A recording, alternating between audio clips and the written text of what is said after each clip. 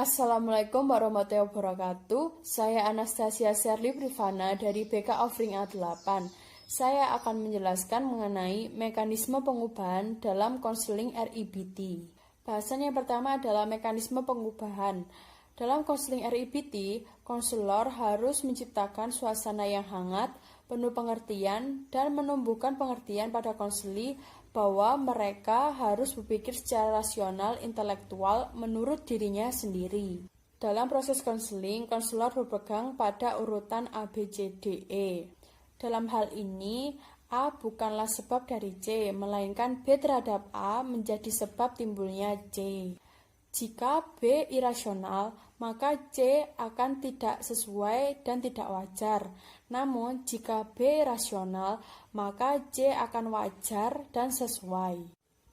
Jika ternyata berpegang pada B yang irasional, maka konselor melangkah pada D untuk menumbuhkan efek-efek yang diharapkan dalam proses akhir konseling, yakni E atau efek. Bahasan yang selanjutnya adalah prosedur konseling. Menurut Ellis, terdapat tahapan-tahapan dalam konseling RIBT. Yang pertama adalah tahap pembinaan hubungan. Hubungan baik antara konselor dan konseli menjadi prasyarat dalam konseling RIBT. Tahap yang kedua adalah tahap pengelolaan pemikiran dan pandangan. Peran konselor dalam tahap ini adalah konselor mengidentifikasi masalah yang dihadapi konseli dengan keyakinan irasionalnya.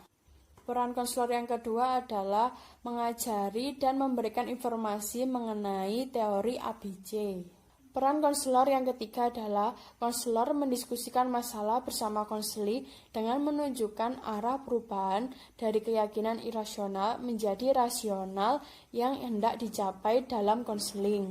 Peran konselor yang keempat adalah konselor menerapkan teknik debat dan disput.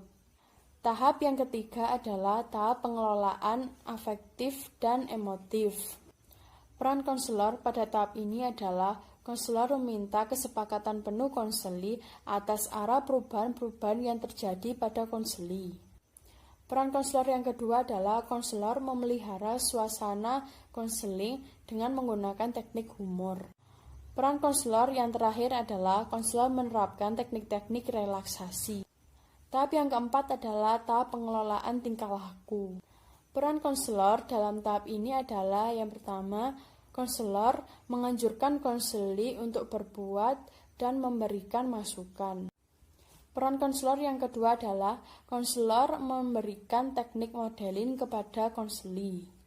Peran konselor yang ketiga adalah konselor mengajak konseli mengikuti latihan-latihan asertif.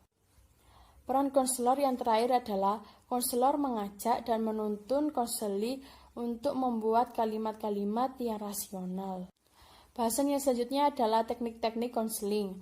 Menurut Komalasari, teknik-teknik konseling dalam RIBT ada 3. Yang pertama adalah teknik kognitif, yang kedua adalah teknik imagery, yang ketiga adalah teknik behavioral. Yang pertama adalah teknik kognitif. Dalam teknik kognitif ini ada 6 teknik.